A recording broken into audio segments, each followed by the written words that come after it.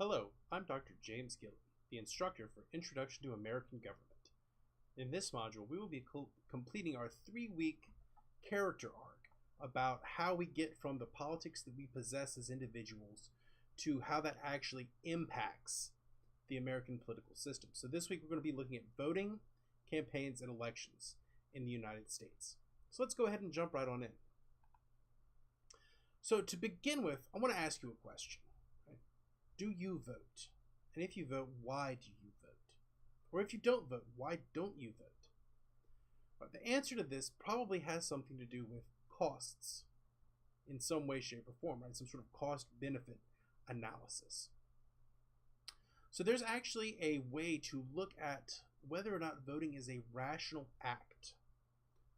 The way that we do this as political scientists is through what we call the rationality equation, or the utility equation. And you see this up listed that way, right at the top. This is the U equals P of B minus C plus D. This is the utility of voting equation.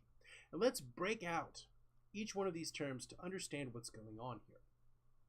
So the U term is what we call the utility of voting. This is the decision of whether or not it's beneficial for you to vote, Should you vote or not?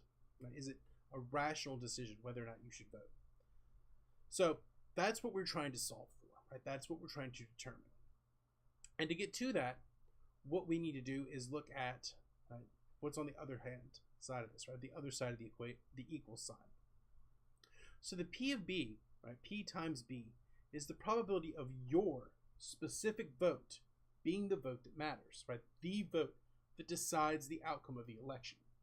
Now, given the way that we vote in the United States, this majoritarian style of voting, this winner takes all, if they get the majority of votes, the probability that it's your specific vote is the vote that's going to make the difference.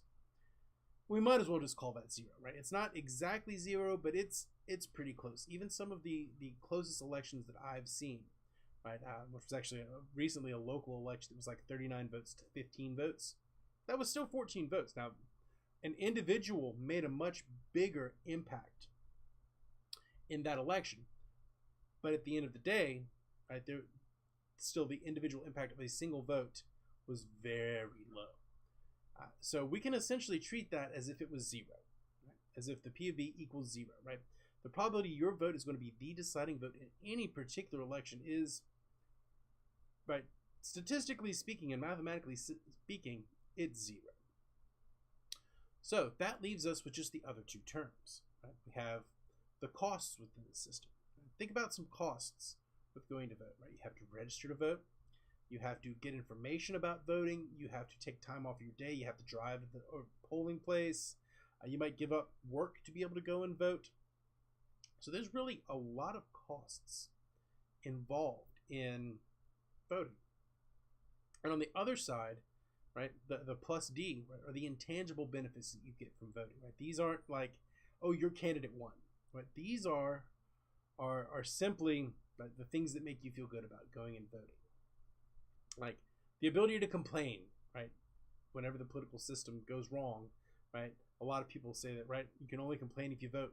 Now, that's not true, but being able to feel that might actually be beneficial for some people. I know I personally love the sound the machine makes when I push the buttons. I love pushing buttons. So that's a pretty high intangible benefit for me. Some people like the smug satisfaction of knowing that they voted. Some people feel as if it's their civic duty to vote, and they're fulfilling that. So it really can be all sorts of different things that can fit in for these intangibles of voting. So really what it comes down to, if we have the utility of voting equals zero minus cost plus intangible benefits. So for you individually, if voting is worth it, that's because these intangible benefits are viewed as more important to you than the costs of having to go vote, or voting. And here's the thing, we can manipulate every single one of these terms up there, We can increase the probability that your vote is the deciding vote. Other systems have done this by counting everyone's vote and filling out their parliament via some sort of proportional representation. We can reduce costs. We can increase costs, right? We can actually charge people to vote. We can make it easier for people to go vote, right? There's all sorts of things we can do to change that. And we can manipulate the intangible benefits of voting as well. An example of this is like Starbucks offers a free black coffee if you can prove that you voted. Right? They'll give you a free black coffee, right? That increases the intangible benefits of voting. And by changing each of these terms, right, by increasing costs or decreasing costs, changing the benefits of going and voting, all of these impact the levels of turnout that we have in our country, right? In countries. Some countries inflict a negative cost if you don't vote. Right? They actually fine you if you don't go and vote, or they automatically register you to vote. Right? So all of these things are meant to change turnout levels to some degree. So it's really important, right, to figure out why it is we vote, right? And what are the things we can do to change why we vote or don't vote? So let's take a little bit deeper look, shall we, in our own particular voting system. Right. In our political system, we have a bunch of different rules about how we conduct our political campaigns, right? Our campaigns themselves are kind of the rules of the electoral game. So we, in the United States, have regularly scheduled, but also staggered elections. Right? We elect different offices every 2 years or 4 years or 6 years. Right? Every 2 years we elect our House of Representatives. Every 4 years we elect our presidents, and every 6 years we elect 1/3 of the Senate. So just that very simple thing gives very different outcomes on the kinds of politicians we want to fill each role, the kind of people that fill each role. Right. And there's also considerations to make about how often we're going to do this, and are their terms going to be fixed? Can they float? Are they staggered? Are people term limited? Right? Can you only serve so many terms within one of these political offices? Our president can only serve 2 terms. Some districts try to limit House of Representative service. Senates are usually not limited in any sort of ways. Right, so these are all things that we need to consider before we even get to the electoral system. Right? How long are our politicians going to serve, and how often are we going to select them? Now, within the United States, we have set up a system predicated on this notion of winner takes all. Right? If you win the majority of the votes in your district, right, 50% of your votes plus 1 vote, you win the seat. Right? You are the only person that gets a victory there. That's not the only way to select leaders, but that's the way that we've chosen to do it here in the United States. There's also this notion of how many people are going to represent each district. We in the United States have chosen 1, right? In our House of Representatives, right, which is a district that represent, right, each state's broken up into districts. There's only 1 representative from each. Now, interestingly enough, we actually do have 2-member districts in this country. Right? Our Senate, right, the United States Senate is set up as dual-member districts. 2 senators per district. And if you get real fancy, right, you view the president as if he's a representative of the entire country, right? The entire country is a single-member district represented by 1 president. So those are all different things that you can do to manipulate the kind of leadership you have and the way that they work. And we don't necessarily directly elect all of our political leaders, right? Especially for the president. Right? We have this notion of an electoral college, which serves as an intervening institution between the people and the elected officials, right, to kind of moderate or think about the long-term view of who the president should be. Right? Now, there's a lot of talk about changing the electoral college, making it much more heavily tied to a popular vote. But for now, and the way that our founders intended it, right, the electoral college is meant to separate the president from the people in fairly substantial sorts of ways. Now, when it comes to the districts that we have, right, there's 2 or 3 major things we need to think about, right? The way that we select our districts, right? We don't just select our leaders from the districts, right? Our leaders also can shape what the districts look like every 10 years in what we call the reapportionment process. Right? To do this, they oftentimes want to change the districts that they make in order to create what we call safe seats. This is a process we're going to get into called gerrymandering. We're going to look at that in the next couple of slides. But in the creation of our districts, right, the politicians do whatever they can to try to secure their seat, right, really where they don't face a whole lot of competition. And we'll see how that plays out in just a bit. But they also need to consider what the rest of the political voting looks like, right? That whether or not they can come into political office by essentially riding the coattails of someone higher up on the political ticket. Right? If you think about when you go to vote, right, what the political situation looks like, right? When you look at a ballot, at the top is the highest level election, right? The president, right? Right. What ends up happening is that if there's a popular president, right, like a Republican president, very popular, getting elected in, the people lower down on the ticket, particularly the House or the local people, can ride that support into office, right? We call that the coattail effect. So a lot of times when we're having politicians, right, build their campaigns, right, they'll build it around, oh, hey, we want to support this guy. We're going to follow on behind him. We're going to ride his coattails right into office. So that's something that they need to think of. And if they can, if at all possible, they want to, once they get into office, secure that seat for themselves via the reapportionment process, or as we call it, gerrymandering. That was a little more dramatic than I intended, but I'm going to roll with it. So we often hear a lot of talk about this concept of gerrymandering. But what this is really all about is manipulating the borders of your district in order to produce different electoral outcomes. So if we look at our system here, right, what we have are essentially 40% of our population in this area are purple, and the other 60% are green. Now there's different things to consider when drawing the boundaries of your districts. Right, the kind of three big things you're looking at are, is your district compact? Is it fair? And is it competitive? Right? So if it's compact, that means it's geographically tied in, right? It's close, right? It makes geographic sense that that's your district. If a district is fair, that means it represents the population pretty well. And if your district is competitive, that means there's actually the possibility that there could be turnover between the different parties in that district.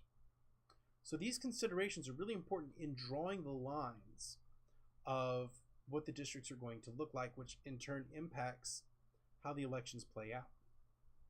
So there's a few different ways of dividing up this particular example, right? And we're going to look at this in kind of the theoretical perspective and then look at a practical example on the next slide. So for this, right, there is 40% purple, 60% green.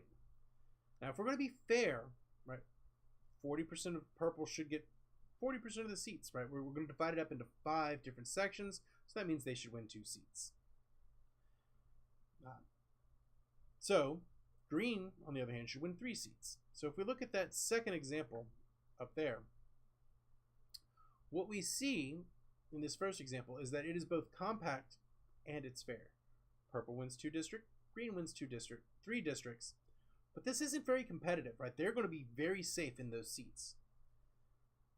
If we look at the next example, right, the third image up top, right, we see that green can actually draw the lines in a way that they win all 5 seats, right? Those are compact districts geographically, they make sense, but they're not fair, and some of these might be a little bit competitive, but they're definitely, right, on the basis not fair because green wins all those seats.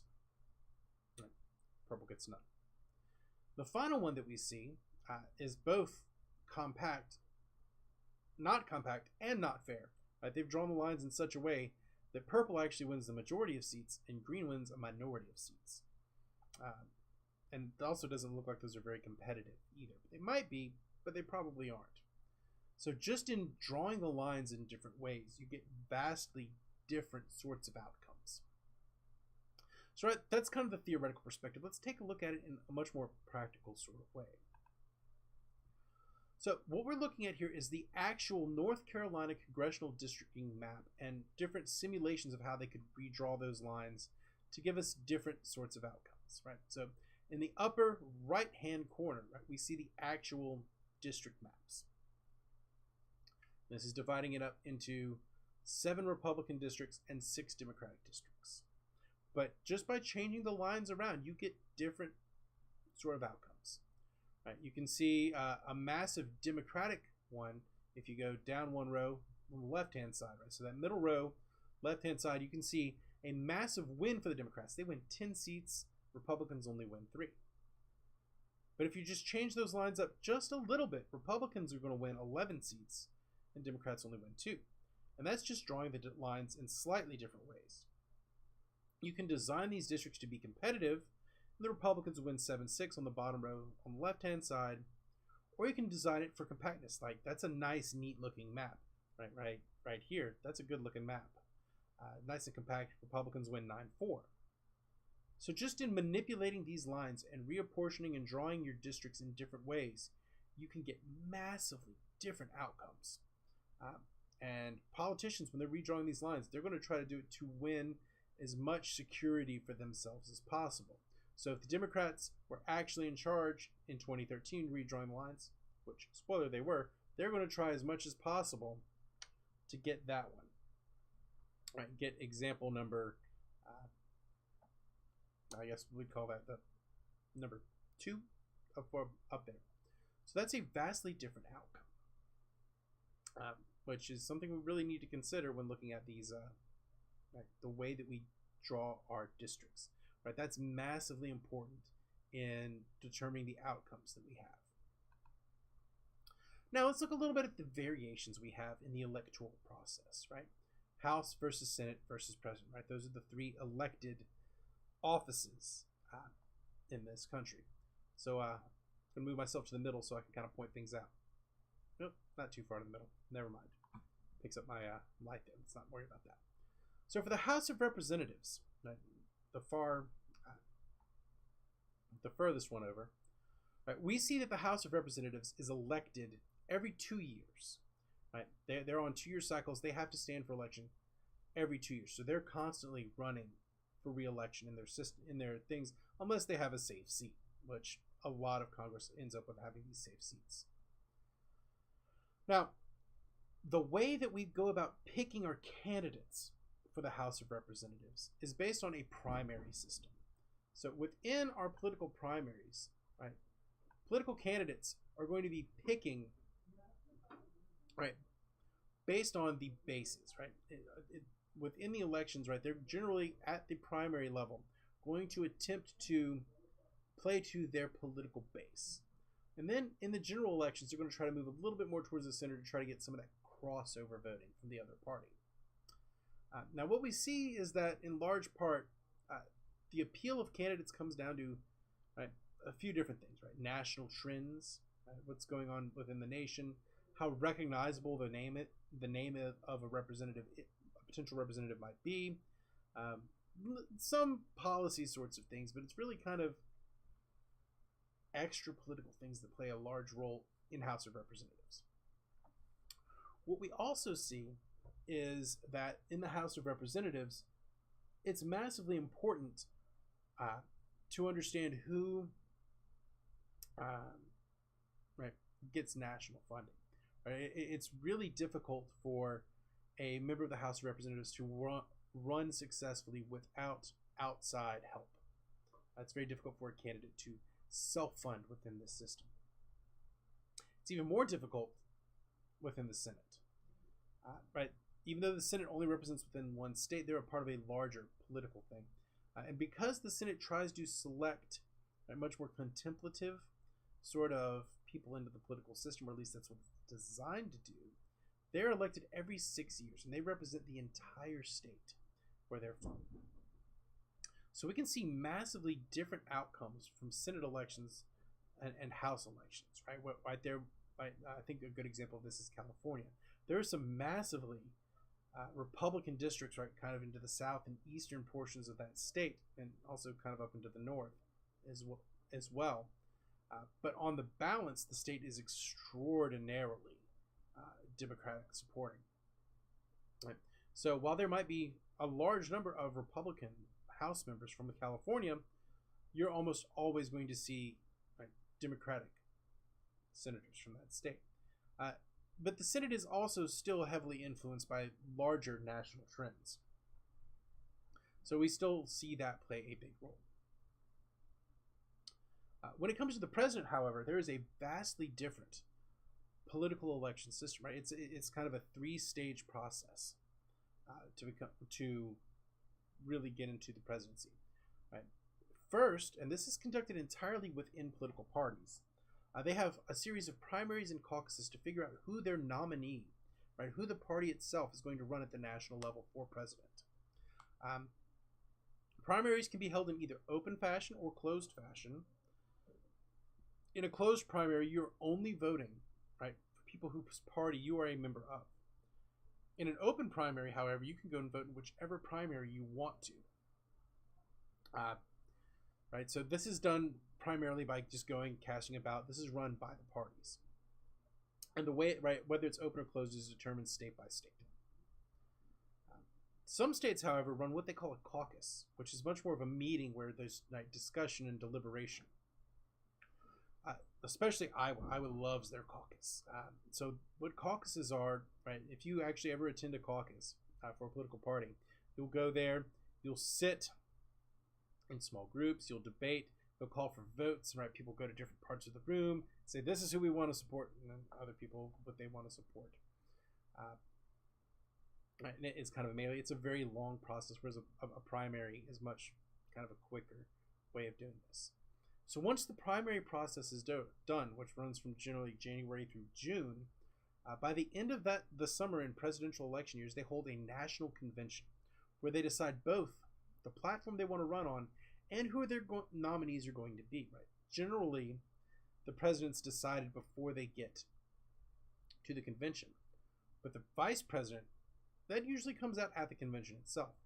So these national conventions do a whole lot to organize what the campaign's going to be, right? Up to that point, it's been very much playing to the base, the parties themselves making their cases within, right, the parties.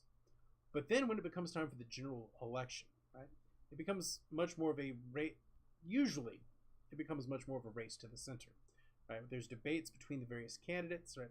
Typically between the Republican and Democrat, because, right, the Republican and Democratic parties control the debate system. So this comes out to a national decision, right? There is a national vote, big presidential vote held the first Tuesday of November every 4 years. And from that vote, right, we get the selection of electors. You're not voting for the president in that vote. You're voting for a slate of electors to go and vote for the president at the Electoral College. And it's once the Electoral College meets, they are the ones that actually select the president. The fun thing about the Electoral College is they're not actually legally obligated to vote for who they say they're going to represent. There can be what we call unfaithful electors, which sounds scary, right? But these unfaithful electors can vote for whoever they want to. They can, right? All the electors can vote for whoever they want to. But generally speaking, they stick to, right, their guns, who they were supposed to be supporting in the first place. So it's only once it's only once the Electoral College meets that we truly select our president. So, right, there's a lot of variation in the electoral process, even within the United States, right? And then you could kind of take that a step further and look at variations, right, across the world. There's a lot of different ways of selecting your political leaders. Now, there's two other things we really need to dig into before we get off of this elections, right, kick and start looking at institutions. Right, this is our last module before the midterm, so that will be coming up. But this is kind of the end of it.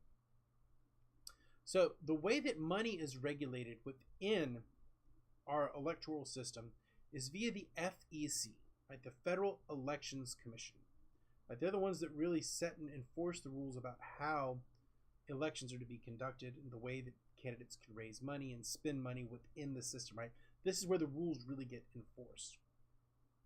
There's some pretty interesting laws about how we enforce things. But one of the things you really need to be aware of is that since the Citizens United versus the FEC ruling, we've now created things called PACs, Political Action Committees. And, right, bundling even those together, you get super PACs. And what these do is they funnel money into the political system, into the electoral system. Right?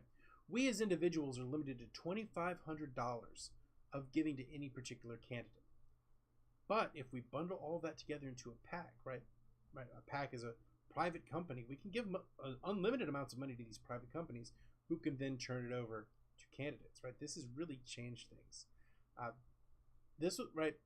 Money in politics was meant to be dealt with by the McCain-Feingold Campaign Finance Reform Act, but the Citizens United ruling has essentially done all of that, and it has made money in politics a much bigger thing over the last decade or so.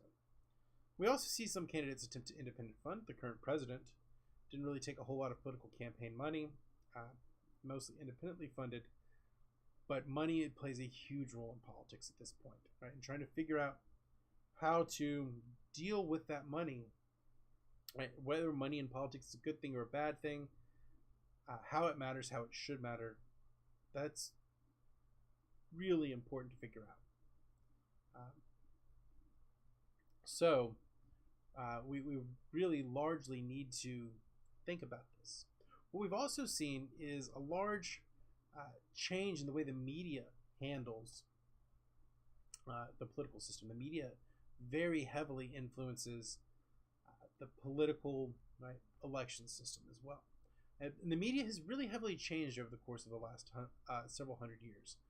But within the last 50, 60 years or so, right after World War II, so I guess 80 years at this point, we saw a shift in the national debate, right, in the national way that news is done, towards independent, facts-based journalism based off of the ideas of two men, right, Ed Morrow and Paley, right, his buddy Paley. So Paley and Morrow, who were intelligence officers during World War II, believed that national media and television news should be carried out much the same way intelligence reports happen, right? Here's the facts, right? It's going to be hard-hitting journalism. We're going to dig in deep, but it's up to you to decide what you believe. And this ruled for 50 years, up until the 1990s, when we saw the rise of cable news and the realization that if you just have people yelling at each other about politics, that sells ads. People watch that. It sells a whole bunch of ads, and it moves more towards an era of infotainment, right? Of watching people yell at each other on the news, as opposed to rational, reasoned debate about the issues of the day. And this has only been amplified with the introduction of the internet and social media. Right now, everyone's voice can be heard, which on the one hand, that's a great thing. But on the other hand, right, so many voices leads to the ability of people to basically believe whatever they want to believe to find themselves in their bubble. So media has vastly changed the electoral game, right? One of the big things about the 2016 election was social media and how that impacted narratives, right? The introduction of this idea of fake news. So the world has really, with the development of new media, changed the way the United States has conducted its electoral campaigns as well. So with both money playing a bigger role and media playing a bigger role, this has created an interesting situation for the American political system, where our institutions, which we'll talk about after the midterm, are really at question based on the behaviors that we have. Do our institutions make sense in the modern world? Right, that's something to consider as we move forward. So the next thing you're going to have is your midterm exam. Whew. Excuse me. Sorry. Allergy season. Sorry about that. So the next thing you've got up is going to be your midterm exam. So complete this lesson. We'll have an exam review, and away we'll go. So that's going to do it for today. Thank you, and I'll see you for your midterm.